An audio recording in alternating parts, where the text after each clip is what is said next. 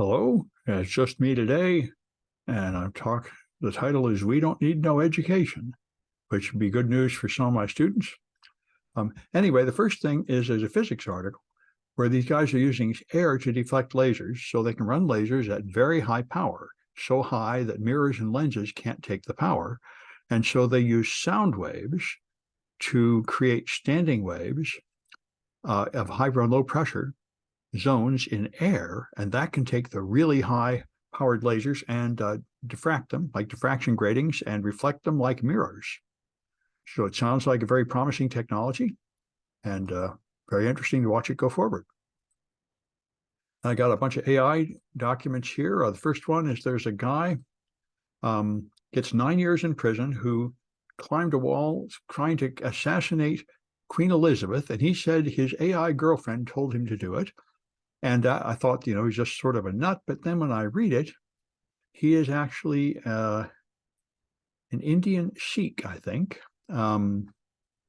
They diagnosed him as psychotic and so on, but he was born in the UK, but was of Indian Sikh heritage. And I must say, I heard the same thing from other prominent Indians. The Indians didn't think much of Queen Elizabeth at all. Not that they want to assassinate her necessarily, but they say they shouldn't. They aren't mourning her death, and they didn't look kindly on her, because apparently the UK did terrible things in India under her leadership, which certainly fits with a lot of history. So anyway, there's a real grievance underneath this crazy man overreacting to it. A group called Lemurian Labs is trying to build technology to make AI calculations faster. They want to replace GPUs with a new chip, which is a huge endeavor that would work better. But they say the reason it'll work better is instead of using floating point arithmetic or integer arithmetic, they're going to use log arithmetic. They say that will save a ton of time because, of course, multiplication turns into addition and division turns into subtraction. And they claim that their log encoding is more accurate. So that's very interesting. I have no idea if it's going to work, but it's a novel idea. I'm glad somebody's exploring it. Los Angeles is using AI to target people who are likely to become homeless using data from government agencies, which seems like a very logical use of AI. You have a pile of unstructured data of all different types, and things like medical hospital visits and applications for forms of government aid and such, and so on. And you could be able to predict who's going to become homeless, and they're finding out who's about to become homeless, and they're calling them to try to offer them essential services to help them avoid that. And it sounds quite logical. This is, they try to use AI for predictive policing to figure out where to send the police before crime occurs, and that has led to some pretty big scandals. But this seems more harmless and more likely to work, where you could use that kind of data to tell who is likely to need aid or they're going to become homeless. 4chan, always making trouble, has found out that Bing does not have good defenses when they generate images from text. So you can easily tell it to generate racist images. And so they're flooding the internet with racist images this way and posting it all over the social networks and so on, which is the big thing that 4chan is about. And anyway, it's a typical kind of stunt, just sort of to do harm in the world. And they call it red pilling. They see it as a way to recruit people to become alt-right Republican types who just want to start a race war. There's an increasing number of people that want to do this in America. And the evangelists of it are these internet meme types. And so perhaps Bing can put in better controls, but I imagine they'll just find another AI, including one which came out a few days ago that has no controls at all and is open source. So anyway, that's one way to go. And there's lastly, in the AI world, there's a company called Prophetic that wants to give you a device you wear that will control your dreams by, I think, playing sound while you're asleep. It's written by somebody who got involved in lucid dreaming, which I've heard all my life. People say it's really a big deal. I've never tried it. You're a headband device. Oh, that's right. And it issues focused ultrasound signals to activate your frontal cortex while you're asleep, which apparently has been medically demonstrated that ultrasound can affect brain function. So this might even work, I guess. And then you'd have a world like that movie Inception, where people are artificially generating dreams and artificially controlling dreams and so on. So it may turn out to have some psychological benefit or just some sort of novelty benefit as that works out. Anyway, then I got the one that I thought was the most important. The House has passed a bill to relax educational requirements for federal cyber workers. One of the huge problems my students find, and I think it's universal in America, is that people can't work for the government because, in the first place, they require 4-year degrees, and in the second place, they require you to quit smoking pot. And I think both of those are huge barriers to my students. And they've apparently at least relaxed the educational requirement. Now, they've said you can't just blanket require an education without thinking about it. You would have to demonstrate that a degree is actually necessary for the job in order to require it for people to get in. I hope a lot more of this happens. I mean, American 4-year education is out of reach of many people. Many people go greatly into debt trying to achieve it and don't even get the degree. It is a huge burden on society, and it's very unclear that a 4-year degree is necessary for many of the jobs we have today. I think it's far more practical to have industry certificates and 2-year degrees and short programs, boot camps that train you for one job. I think the whole 4-year education system is not as valuable as it used to be, and the price has gone way up beyond any sanity. So I'd certainly like to see employers not just require this as a blanket requirement for everybody, as if it makes you special. In particular, it seems to me that military service should substitute for a 4-year degree. But anyway, all right. So I was puzzled by this one, and I finally figured it out. On Truffle Security, I scanned GitHub, and they found thousands of GitHub comments leaking live API keys. And they also found live API keys in the GitHub code. And the first thing that stunned me about this is I saw an article coming from May of 2023 saying that GitHub now automatically blocked all that. But that turns out not to be exactly true. And I read it in more detail. GitHub had a feature in beta for about a year. Then they rolled it out to general availability in May, but it's not on by default. You have to go into the settings and turn on a feature to protect you from uploading API keys, and then it will automatically scan all the commits and make sure you're not leaking API keys. I don't know why that's not on by default. That really should be on by default. If somebody thinks they need to put API keys in their public GitHub commits, that's too bad. You don't. You're wrong. Whatever makes you think you need to do that, no.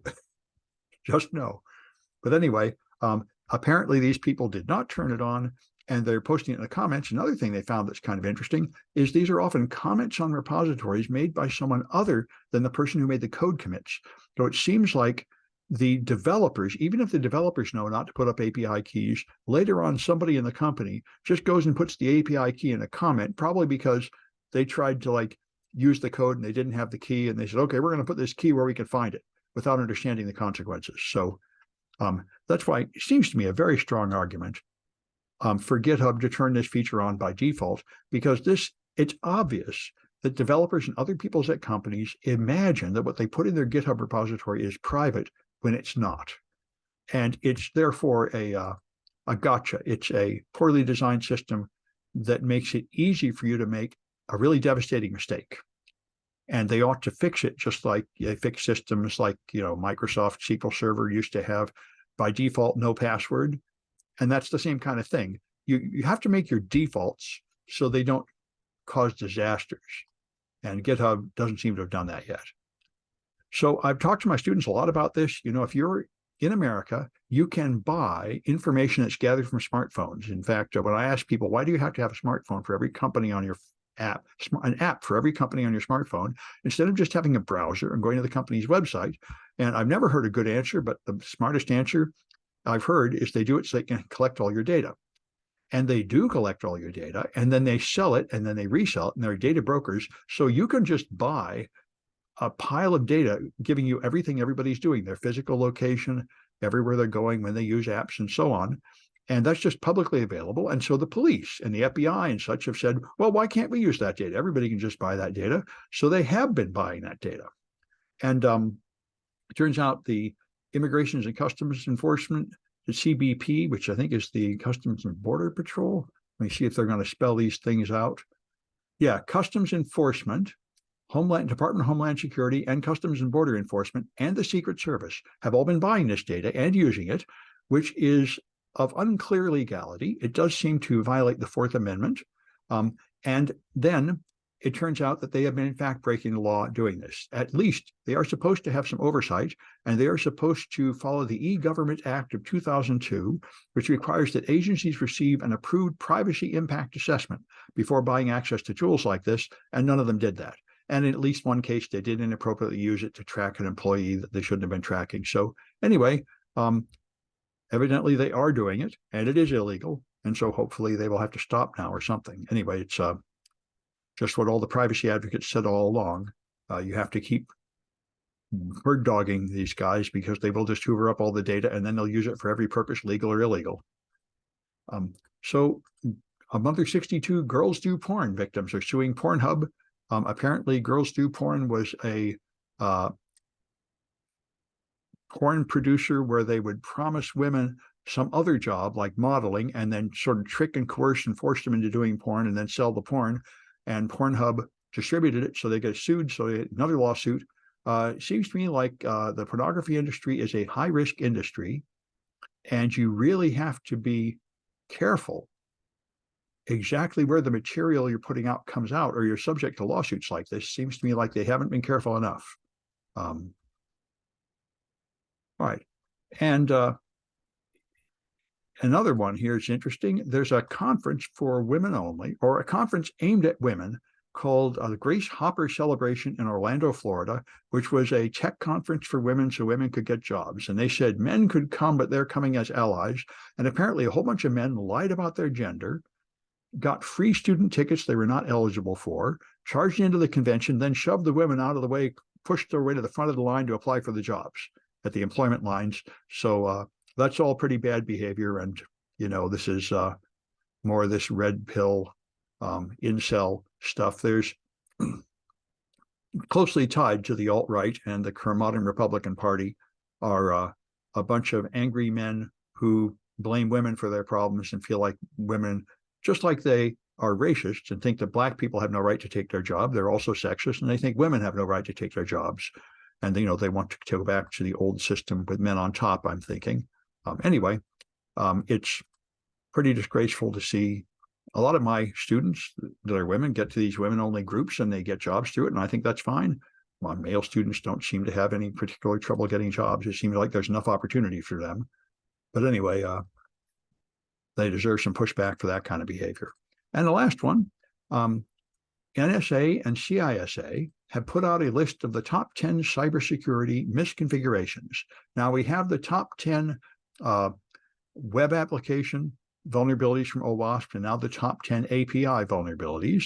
And we have the top 20 critical controls from SANS. And this is another list. It seems to me perfectly fine. These lists may be useful. Those top 10 lists guide people a lot when they make plans. So a couple of people, prominent people on Mastodon were sort of dumping on it, saying this is kind of a stupid list and doesn't make a lot of sense. It looks okay to me. It's got things on here like lack of network segmentation, insufficient internal network monitoring, poor patch management, and so on. Just the sort of things I would put on that list. So it's not bad. And this may help people when planning their security. We don't know what to do. Well, let's start by doing the top 10 that the CISA recommended. That seems like a good place to start. Anyway, that's all the stories I had for you this time. And I'll have another one of these on Tuesday.